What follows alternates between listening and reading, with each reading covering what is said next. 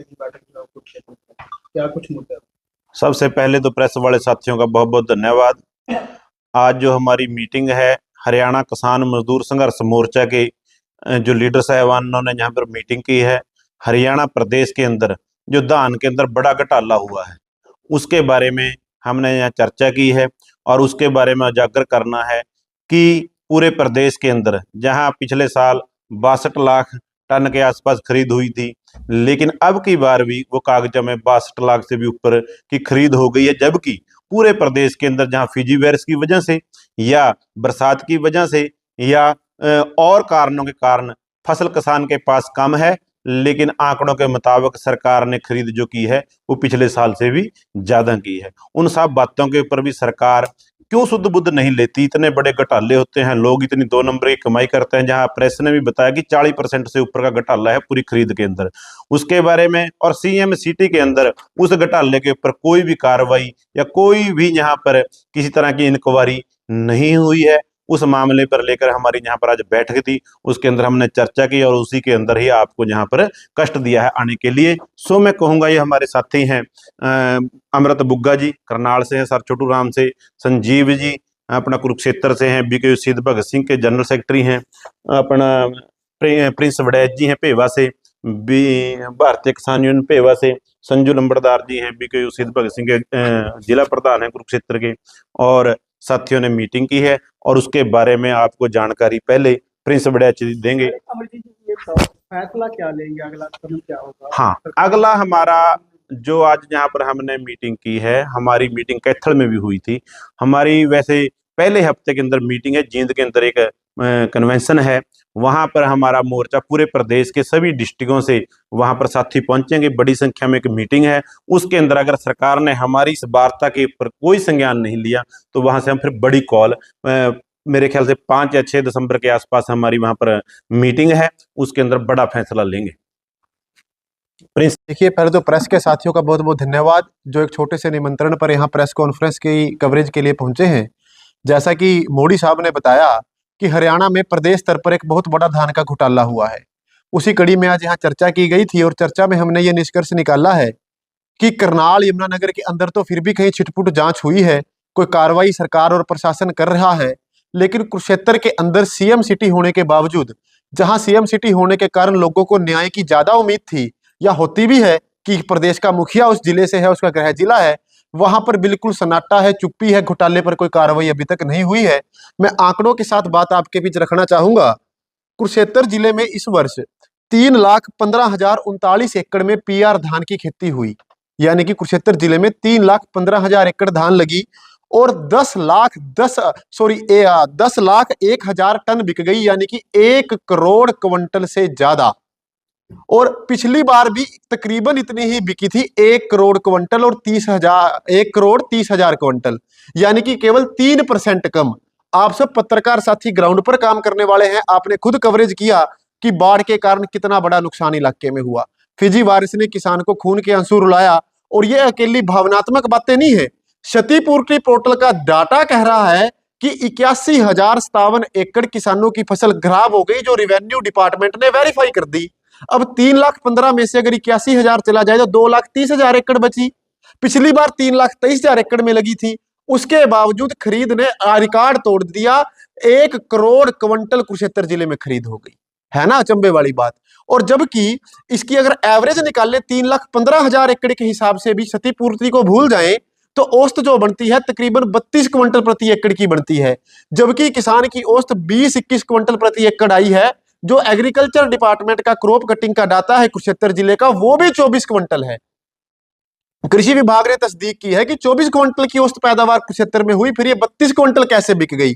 और मजे की बात सुनिए, कैथल के अंदर जीरी लगी पीआर 4,17,66 एकड़ में, यानी कि कुरुक्षेत्र जिले से 90,000 एकड़ ज्यादा में जीरी की बिजाई हुई और खरीद हुई वहां 92,53,000 क्विंटल, कुरुक्षेत्र जिले से कम। जीरी 90,000 एकड़ में ज्यादा और खरीद कम हुई कुरुक्षेत्र जिले से।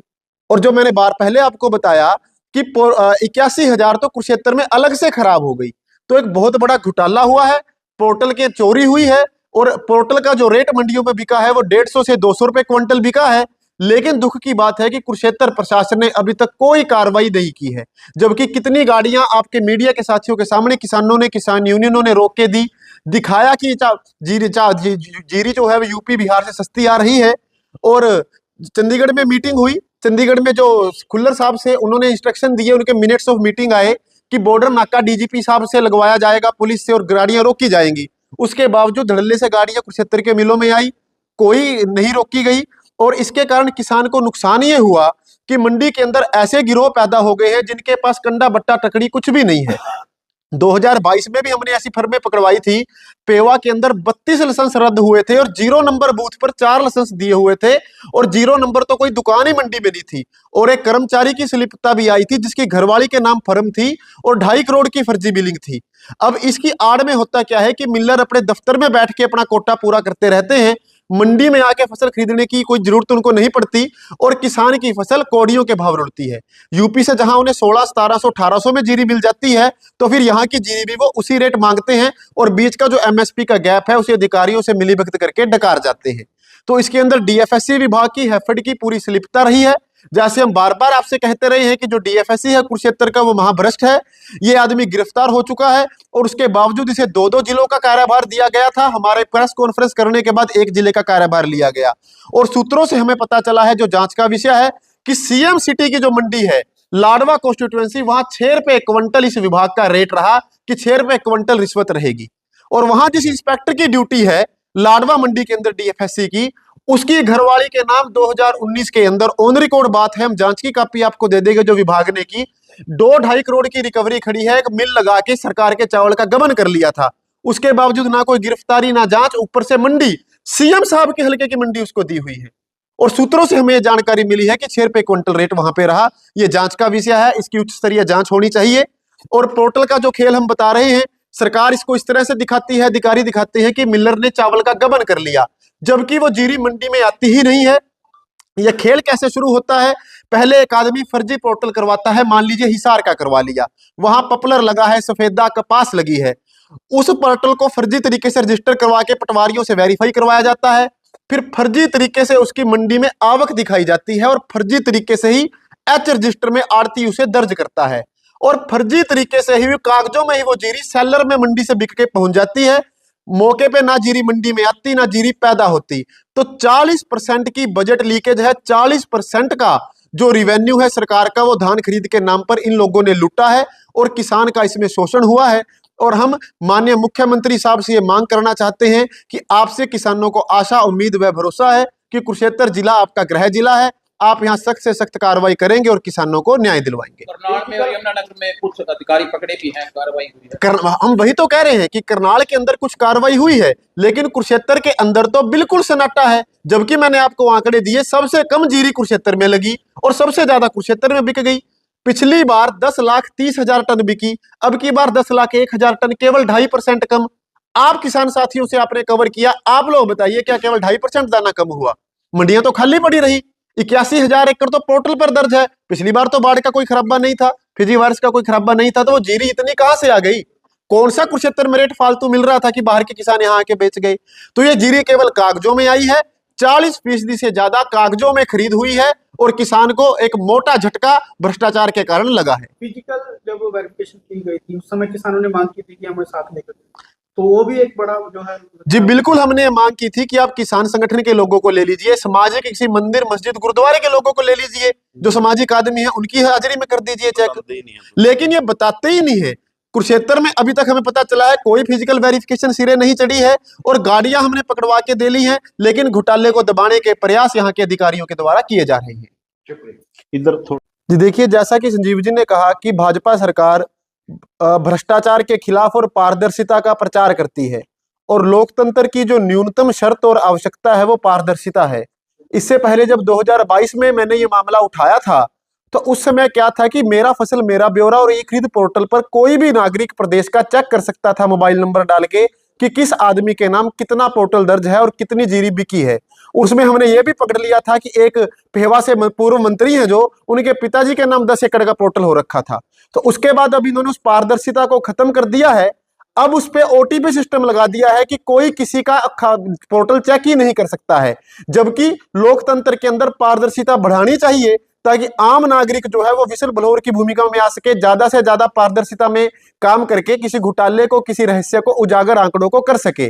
तो उच्च अधिकारियों ने ये काम किया है और ये इस ओर इशारा करता है कि कहीं ना कहीं चंडीगढ़ बैठे जो उच्च अधिकारी हैं वो इसमें संलिप्त हैं और पारदर्शिता केवल कागजों में रह गई है। उसके अलावा मेरे पीछे गुरलाल जी बैठे हैं, असमानपुर पेहवा से किसान हैं।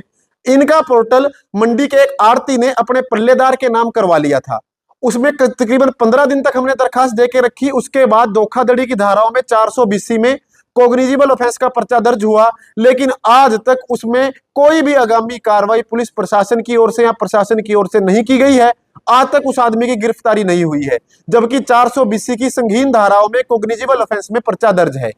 तो कहीं ना कहीं बचाया जा रहा है। हम ऑन रिकॉर्ड एफआईआर की कॉपी भी आपको दे देंगे और आपके माध्यम से माननीय एसपी साहब कुरुक्षेत्र से अपील करना चाहते हैं कि उस मामले में भी त्वरित जांच करें और जो दोषी है, जिस पल्लेदार के नाम किया गया है, जो अकाउंट नंबर है कोई यस बैंक का, और जिस आदमी ने किया है उनकी फर्मों की भी जांच की जाए।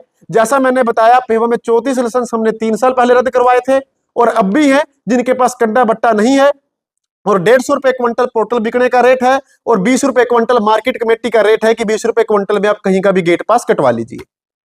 बहुत बहुत धन्यवाद।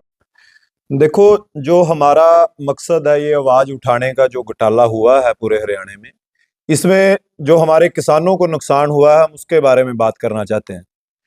अब की बार जो किसान की फसल बिकी वो एक भी किसान को एमएसपी नहीं मिला। बहुत मोटे कटों में जो किसान की फसल है वो जो इन्होंने खरीदी है, किसी की 2100 में बिकी, किसी की 2000 में बिकी और किसी की है जो 1900 रुपए में भी फसल है जो बिकी। पर सरकार का जो डाटा था, जितनी इन्होंने फसल खरीदनी थी वो पूरी फसल बिकी है। ये जो घोटाले के कारण सबसे ज्यादा जो नुकसान हुआ वो किसान को हुआ। सरकार तो कहती है कि हमने तो एमएसपी पर फसल खरीदी है, पीछे हमारे कृषि मंत्री ने भी ये बयान दिया, मुख्यमंत्री जी भी कहते हैं। किसान कहता है हमें एमएसपी मिली नहीं, और बीच का पैसा गया कहां? बीच का पैसा ये घोटाला जो करने वाले अधिकारी थे या कुछ सरकार के जो विधायक इनके वकील बनके इनकी सिफारिश करने भी गए थे कुछ करनाल से, उनका गड़बड़ आ गया। ये सारा है जो नुकसान किसान को झेलना पड़ा। पर हम एक चीज से परेशान हैं, यहाँ कुरुक्षेत्र में सीएम सिटी भी है, हमारे मुख्यमंत्री भी यहाँ से आते हैं। एक तो सबसे बड़ा नुकसान हुआ है किसान का, जिसको एमएसपी का रेट नहीं मिला, और दूसरा जो घोटाले के कारण लूटा गया वो सरकार को लूटा इन्होंने, मिलरों ने या कर्मचारियों ने मिलके या अधिकारियों ने मिलके। ये उस पे ढंग से जांच क्यों नहीं करवा रहे? इनमें सरकार की मंशा क्या है, क्या मंशा निकल के आती है? हम तो कहते हैं कि मुख्यमंत्री को बयान जारी करना चाहिए था कि हम एक दाने दाने की है जो वो जांच करवाएंगे, पर उल्टा यहाँ उनको जो है बचाने का काम किया जा रहा है। जहां थोड़ी बहुत जांच हो रही है वहां जिले के अधिकारी कर रहे हैं। जैसे करनाल में जांच हुई, एक जिले में भी जांच हुई है थोड़ी बहुत, और उसमें ही देख लो आपको कितने लाख टन का घोटाला पाया गया। अगर पूरे हरियाणा में जांच होगी, एक भास्कर न्यूज ने खबर लगा रखी है, अब की बार 40% घोटाला हरियाणा में हुआ है। ये तो हमारे पत्रकार साथियों ने जो डाटा निकाला है, अगर अच्छे तरीके से जांच होगी तो 70% जो घोटाला हरियाणा में पाया जाएगा और लूटा गया हमारा किसान। और जो ये एक पोर्टल बनाया था, ये बनाया था किसान की सहूलियत के लिए, और उसका हमको ये भी एक नुकसान भुगतना पड़ता। हम लंबी लाइनों में लगते हैं, चलो हम वो लाइनें में लगने के लिए तैयार हैं कि हमारे किसान का फायदा होगा, पर वो पोर्टल तो फिर फर्जी का फर्जी रह गया।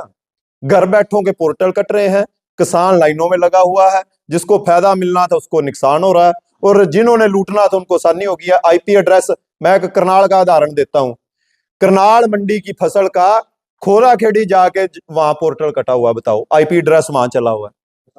तो जो कोर्ट है हमारे, वहां जाते हैं तो इनको जमानत मिल जाती है। सरकार को कहना चाहते हैं जो हमारी अब की बार लूट हुई है, किसान ने खून के आंसू रोए हैं, इस लूट को उजागर करो, इस लूट को आगे लाओ और इस लूट से जो है किसान को बचाओ, जैसे प्रधान जी ने बताया। नहीं तो हमारी जो दिसंबर के पहले हफ्ते में एक मीटिंग रखी गई और मजबूत फैसला लेंगे, ये घोटाला आगे नहीं होने देंगे। संजीव जी अग्रवाल आज कुरुक्षेत्र डीसी साहब से मिलेंगे, अपनी बात रखेंगे। उसका ये कारण है कि जो नजदीक के जितने भी जिले हैं, थोड़ी बहुत तो चलो खाना पूर्ति के लिए बोल लो या कुछ कार्रवाई वहां तो हो रही है, पर कुरुक्षेत्र में तो अभी फिजिकल वेरिफिकेशन भी रिसेलरों की पूरी तरह से की गई। और सबसे ज्यादा यहाँ जो है कार्रवाई होनी चाहिए थी यहाँ नहीं हुई। डीसी साहब के सामने अपनी बात रखेंगे, पर हमें लगता नहीं कि कुछ निष्कर्ष निकल पाएगा, क्योंकि सभी अधिकारियों को पता है ये घोटाला कैसे हुआ। अगर नहीं कुछ सुनवाई होगी तो पर मजबूत फैसला हरियाणा किसान मजदूर संघर्ष मोर्चा लेगा। देखिए, बड़े दुख की बात है जो बीजेपी सरकार भ्रष्टाचार मुक्त की बात करती है, पारदर्शिता की बात करती है। आज आपके सामने है पूरे हरियाणा प्रदेश के अंदर जो धान घोटाला है, उसके लिए आज हमारे संगठनों के पदाधिकारी कुरुक्षेत्र में आए हैं। और इसके लिए मैं यही कहूंगा कि जो हक किसानों का और मजदूरों की जेब में जाना चाहिए था, उसके लिए जो बजट बनाया जाता है कि किसान के लिए बड़े बड़े बजट बनाए गए, मजदूर के लिए, वो सब हवा ही है। जो हक किसानों को मिलना चाहिए था, मजदूरों को मिलना चाहिए था, उनकी जेब पे डाका डाला जा रहा है। उसके लिए जो सेलर वाले हैं, जो आड़ती है, मिलकर पोर्टल कराते हैं। जिस गांव में किसी सेलर वाले की आड़ती के द्वारा वो गांव में उसके पास जमीन भी नहीं होती, वो ठेकेदार भी नहीं होता, फिर वो गांव में किस तरह से पोर्टल करा लिया जाता है। तो हमने बार बार डीसी से अपील किया कि उनके खिलाफ कार्रवाई होनी चाहिए, उनके खिलाफ एफआईआर दर्ज होनी चाहिए, पर कोई डीसी, कोई एसडीएम, कोई सेक्रेटरी उन पूंजीपतियों के खिलाफ कोई कार्रवाई नहीं करता। अब जैसे करनाल में धान घोटाला पकड़े गए तो वैसे थोड़ी पकड़े गए, तो उनके खिलाफ हमें सबूत मिले थे, तब जाकर सरकार को मजबूर होकर उनके खिलाफ कार्रवाई करनी पड़ी। और सरकार के मौजूदा विधायक करनाल से उन पूंजीपतियों को, उन सेलर वालों को बचाने के लिए प्रदेश के सीएम के पास गए। तो मैं ये कहना चाहता हूं कि कुरुक्षेत्र सीएम सिटी में घोटाला क्यों नहीं हुआ। मुझे तो ये भी शंका है कि प्रदेश का मुख्यमंत्री भी इसमें सम्मिलित हो सकता है, उसकी भी जांच होनी चाहिए। क्यों नहीं होनी चाहिए? जब किसानों का हक खाया जा रहा है तो ये प्रदेश का मुख्यमंत्री चुप क्यों है? क्यों नहीं किसी डीसी, अगर कमजोर है, डीसी सही तरीके से कुर्सी पर बैठकर काम नहीं कर रहा, एसडीएम डीएफएससी अपनी कुर्सी पर बैठकर काम नहीं कर रहा, तो उनको सस्पेंड क्यों नहीं किया जा रहा? वो कुर्सी पे क्यों बैठे हैं मलाईदार? उस पे किसी भी अधिकारी को सस्पेंड नहीं किया जा रहा। और ये जो एफआईआर हो रही है, जांच हो रही है, ये केवल केवल दिखावा है। मैं आपको बताऊंगा कि फिर क्या होगा जब अगला सीजन आएगा। ये जितने भी सेलर वाले हैं, इनके जो संगठन है, ये इकट्ठे होके सीजन में कहेंगे कि अब की बार हम धान नहीं खरीदेंगे, हड़ताल कर देंगे। फिर ये सरकार के सामने अपनी बात कहेंगे कि हमारे पिछले पर्चे रद्द करो, तब जाके हम अगली जीरी की खरीद करेंगे, वरना हम नहीं करेंगे। तो सरकार जब इनके साथ मिली हुई है और वो इनके पर्चे रद्द कर देती है, तो भ्रष्टाचार मुक्त की बात बीजेपी मत करे। और मैं ये भी कहूंगा कि प्रदेश के मुख्यमंत्री की भी जांच होनी चाहिए, क्योंकि ये सेलर वालों के साथ, पूंजियों के साथ मिला हुआ। अगर ये जांच में पाया जाता, मैं केंद्र सरकार से भी अपील करूंगा, तो ऐसे मुख्यमंत्री से इस्तीफा तुरंत ले लेना चाहिए। अगर प्रदेश के अंदर इसी तरह से भ्रष्टाचार बढ़ता रहा और प्रशासनिक अधिकारी इसी तरह से हैवी होते रहे, किसान का, मजदूर का किसी तरह से छीनता रहा, और पूंजीवाद बढ़ता रहा, उन पे कोई लगाम नहीं लगाई गई, किसानों का, मजदूर का हक वो छीनने का काम कर रहे हैं, तो इस प्रदेश सरकार को सोचना चाहिए और आम किसान को, मजदूर का, उनका हक दिलवाना चाहिए। मैं इन्हीं शब्दों के साथ यही कहूंगा कि धान घोटाला जो सीएम सिटी में भी हो, यहाँ जांच क्यों नहीं हो रही है, तो क्या कारण है? तो यहाँ भी सीएम ने अपनी पारदर्शिता दिखाते हुए कुरुक्षेत्र के अंदर, पीपली के अंदर, लाडवा के अंदर भी धान की, सेलरों की जांच करानी चाहिए और दोषियों के खिलाफ सख्त से सख्त कार्रवाई करनी चाहिए। मुझे 1 मिनट